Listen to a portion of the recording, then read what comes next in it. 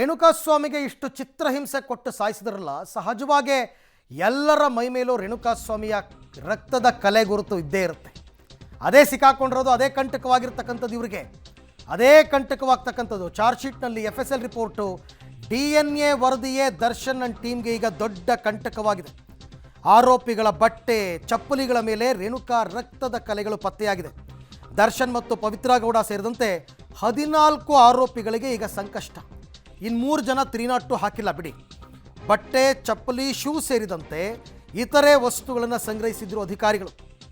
ಕೊಲೆಗೆ ಬಳಸಿದ್ದ ಆಯುಧಗಳು, ರೇಣುಕಾ ಶವ ಸಾಗಿಸಿದ್ದ ಕಾರು, ಹೈದರಾಬಾದ್ನ CFSLನ ರಕ್ತದ ಸ್ಯಾಂಪಲ್ ಕಳಿಸಿದ ರಿಪೋರ್ಟು ಎಲ್ಲ ಸೇರಿ ಈಗ ಕುತ್ತಿಗೆಗೆ ಸುತ್ಕೋತಾ ಇದೆ.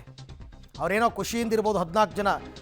ನಾವಿನ್ನು ಚಾರ್ಜ್ ಶೀಟಾಗೆ ಕೊಟ್ಟಾಯ್ತಲ್ಲ, ಇನ್ನೇನು ಜಾಮೀನಿಗೆ ಹಾಕೊಂಡ್ಬಿಡ್ತೀವಿ, ಜಾಮೀನು ಸಿಕ್ಬಿಡುತ್ತೆ, ಈಚೆ ಬಂದ್ಬಿಡ್ತೀವಿ ಅಂತ. ನೆವರ್. ಸದ್ಯಕ್ಕಂತೂ ಆ ಆಸೆನೇ ಇಟ್ಕೋಬಾರ್ದು ಅವ್ರು ಯಾರು, ಸಿಗಲ್ಲ ಅಷ್ಟು ಸುಲಭಕ್ಕೆ. ಅದರಲ್ಲೂ ಈ ಫೋಟೋಗಳೆಲ್ಲ ಇವಾಗ ವೈರಲ್ ಆದಮೇಲೆ, ರಿವೀಲ್ ಆದಮೇಲೆ ಖಂಡಿತವಾಗಿ ಪ್ರತಿಯೊಬ್ಬರ ಮನಸ್ಸಲ್ಲೂ ಅನ್ಸಲ್ವಾ, ಇವರು ಅನುಭವಿಸ್ಬೇಕು ಅಂತ.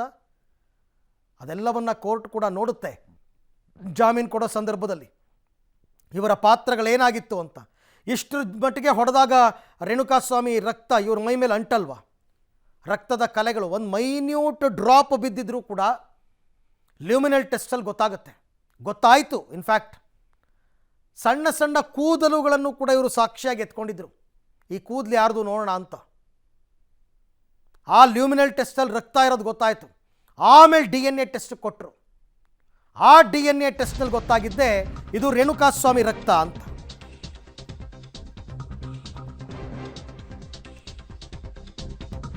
ಓಕೆ, ಇನ್ನು ತನಿಖಾಧಿಕಾರಿಗಳಿಗೆ ತಲೆನೋವಾಗಿದೆ. 2 ಐಫೋನ್, ಒಂದು ದರ್ಶನ್ದು, ಒಂದು ಪವಿತ್ರ ಗೌಡದು.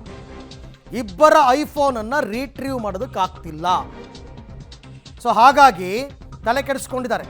ಒಟ್ಟು 10 ಆರೋಪಿಗಳ ಮೊಬೈಲ್ ರೀಟ್ರೀವ್ಗೆ ಕೊಟ್ಟಿದ್ದರು ಅಧಿಕಾರಿಗಳು ಹೈದರಾಬಾದ್ FSLಗೆ. ಹೈದರಾಬಾದ್ CFSLಗೆ ರೀಟ್ರೀವ್ ಕಳಿಸ್ಕೊಟ್ಟಿದ್ರು ಕೂಡ ಐಫೋನ್ ಆಗಿರೋದ್ರಿಂದ ದರ್ಶನ್ ಮತ್ತು ಪವಿತ್ರ ಗೌಡ ಅವ್ರದ್ದು ರೀಟ್ರೀವ್ ಮಾಡೋದಕ್ಕಾಗಿಲ್ಲ.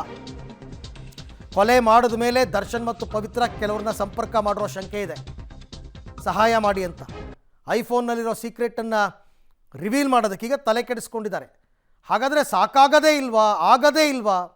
ತನಿಖಾಧಿಕಾರಿಗಳಿಗೆ ಈ 2 ಐಫೋನ್ ತುಂಬ ತಲೆನೋವಾಗಿದೆ, ರೀಟ್ರೀವ್ ಮಾಡೋಕ್ಕಾಗ್ತಾ ಇಲ್ಲ. ದರ್ಶನ್ ಮತ್ತು ಪವಿತ್ರ ಗೌಡ ಇಬ್ಬರ ಐಫೋನ್ಗಳು, ಅದು ಪೊಲೀಸರ ಹತ್ರ ಇದೆ, ಅದನ್ನು ಕಳಿಸಿದ್ರು CFSLಗೆ, ರೀಟ್ರೀವ್ ಮಾಡೋಕ್ಕಾಗ್ತಾ ಇಲ್ಲ.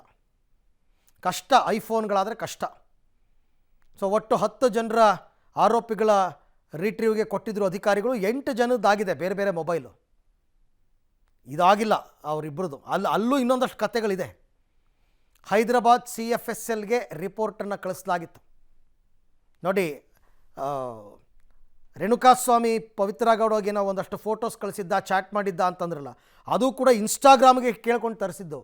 ಪವಿತ್ರ ಗೌಡ ಮೊಬೈಲ್ನಲ್ಲಾದರೂ ಇರಬೇಕಾಗಿತ್ತಲ್ಲ, ಅದು ರೀಟ್ರೀವ್ ಮಾಡೋಕ್ಕಾಗಿಲ್ಲ. ಯಾಕೆಂದರೆ ಇವರು ಕೊಲೆ ಮಾಡಿದ್ಮೇಲೆ ಯಾರ್ಯಾರನ್ನ ಸಂಪರ್ಕ ಮಾಡಿದ್ದಾರೆ, ಯಾರ್ಯಾರು ಕಾಲ್ ಹೋಗಿದೆ ಅದೆಲ್ಲ ಗೊತ್ತಾಗಬೇಕಲ್ಲ. ಪ್ರಭಾವಿಗಳಿಗೇನಾದರೂ ಫೋನ್ ಮಾಡಿದಾರಾ, ಪೊಲೀಸದು ಬಂಧಿಸೋದಕ್ಕೂ ಮುನ್ನ ಹಲವು ಪ್ರಭಾವಿಗಳ ಸಂಪರ್ಕ ಮಾಡಿದಾರಾ, ಗೊತ್ತಾಗಬೇಕಲ್ಲ. ಇದು ಕೆದಕದಷ್ಟು ದೊಡ್ಡದಾಗ್ತಾ ಹೋಗುತ್ತೆ. ಹಾಗಾಗಿ ಇವಾಗೇನೋ ಗುಜರಾತ್ಗೆ ಕಳಿಸುವಂತಹ ಪ್ಲ್ಯಾನ್ ಮಾಡಿದಾರಂತೆ ಆ ಮೊಬೈಲ್ಗಳನ್ನು. ಗುಜರಾತ್ ಅಥವಾ ಐಫೋನ್ ಕಂಪ್ನಿಯವ್ರನ್ನೇ ಕಾಂಟ್ಯಾಕ್ಟ್ ಮಾಡಿದ್ರೂ ಕೂಡ ಸಾಧ್ಯವಾಗುತ್ತಾ ಅಂತ ಗೊತ್ತಿಲ್ಲ. ಈಗ ಇನ್ಸ್ಟಾಗ್ರಾಮ್ ಅವ್ರು ಹೆಲ್ಪ್ ಮಾಡ್ದಂಗೆ ಅವರು ಮಾಡ್ಬೋದು. ಏನೆಲ್ಲ ಪ್ಲ್ಯಾನ್ ನಡೆದಿದ್ದು ಅನ್ನೋದ್ರ ಬಗ್ಗೆ ಚರ್ಚಿಸಿದ್ರಂತೆ ಆರೋಪಿಗಳು. ಅದೆಲ್ಲ ಗೊತ್ತಾಗಬೇಕು. ಕೆಲವು ಅನುಮಾನಗಳಿಗೆ ಇನ್ನೂ ಉತ್ತರ ಸಿಕ್ಕಿಲ್ಲ. ಆಮೇಲೆ ತನಿಖೆ ಇನ್ನೂ ಪೂರ್ಣ ಆಗಿಲ್ಲ. ಈಗ ಹಾಕಿರ್ತಕ್ಕಂಥ ಚಾರ್ಜ್ ಶೀಟ್ ಕೂಡ ಪ್ರಿಲಿಮಿನರಿ ಚಾರ್ಜ್ ಶೀಟ್ ಇದು. ಅವ್ರು ಹೇಳಿದ್ದಾರೆ, ಕೋರ್ಟ್ ಗಮನಕ್ಕೆ ತಂದಿದ್ದಾರೆ, ನಮ್ಮ ತನಿಖೆ ಇನ್ನೂ ಪೂರ್ಣವಾಗಿಲ್ಲ, ಆ ನಂತರ ಅಡಿಷನಲ್ ಆಗಿ ನಾವು ಚಾರ್ಜ್ ಶೀಟಿಗೆ ಸೇರಿಸ್ತೀವಿ ಕೆಲವು ಮಾಹಿತಿನ ಅಂತ. ಇಬ್ಬರದ್ದು ಐಫೋನ್ಗಳು ರೀಟ್ರೀವ್ ಆಗ್ತಿಲ್ಲ, ಐಫೋನ್ಗಳಾಗಿರೋದ್ರಿಂದ ರೀಟ್ರೀವ್ ಆಗ್ತಿಲ್ಲ. ರೀಟ್ರೀವ್ಗೆ FSL ತಜ್ಞರ ಮೊರೆ ಹೋಗೋದ ಮತ್ತೆ, ಅಥವಾ ಗುಜರಾತ್ಗೆ ಕಳಿಸ್ಬೇಕು ಅಂತ ಏನೋ ಪ್ಲ್ಯಾನ್ ಇದೆಯಂತೆ. ಆಗುತ್ತೆ, ಅದೆಲ್ಲ ಸಾಧ್ಯತೆಗಳ ಬಗ್ಗೆ ಹೇಳ್ತಾ ಇರೋದಷ್ಟೇ. ಬಟ್ ಏನೇ ಆದರೂ ಕೂಡ ಆ ಮಾಹಿತಿಯನ್ನು ಕಲೆ ಹಾಕಲೇಬೇಕು ಅಂತ ಪೊಲೀಸರು ಈಗ ತೀರ್ಮಾನ ಮಾಡಿ ಕೂತಿದ್ದಾರೆ. ಆಗಲೇಬೇಕದು. ರಿಟ್ರೀವ್ ಮಾಡಲಿಲ್ಲ ಅಂತಂದರೆ ಕೆಲವು ಮಾಹಿತಿಗಳು ಹೊರಗೆ ಬರಲ್ಲ. ಇನ್ನಷ್ಟು ಟೆಕ್ನಿಕಲ್ ಎವಿಡೆನ್ಸ್ಗಳು ಬೇಕಾಗ್ಬೋದು. ಈ ಪ್ರಕರಣದಲ್ಲಿ ಇನ್ನೂ ಯಾರ್ಯಾರು ಇದ್ದಾರೆ, ದರ್ಶನ್ ಯಾರ್ಯಾರು ಕಾಲ್ ಮಾಡಿದ್ರು ಅದಾದರೂ ಗೊತ್ತಾಗಬೇಕಲ್ಲ. ಸೊ ಈ ಮುಖಾಂತರ ಈಗ ಅದೆಲ್ಲ ಮಾಡಿದ ಮೇಲೆ ಹೆಚ್ಚುವರಿ ಚಾರ್ಜ್ ಶೀಟನ್ನು ಸಲ್ಲಿಕೆ ಮಾಡ್ತಾರೆ. ಹೆಚ್ಚುವರಿ ಚಾರ್ಜ್ ಶೀಟ್ ಅಂತ, ಅಡಿಷನಲ್ ಚಾರ್ಜ್ ಶೀಟ್ ಅಂತ ಹಾಕ್ಕೋಬೋದು ಆಮೇಲಿಂದ.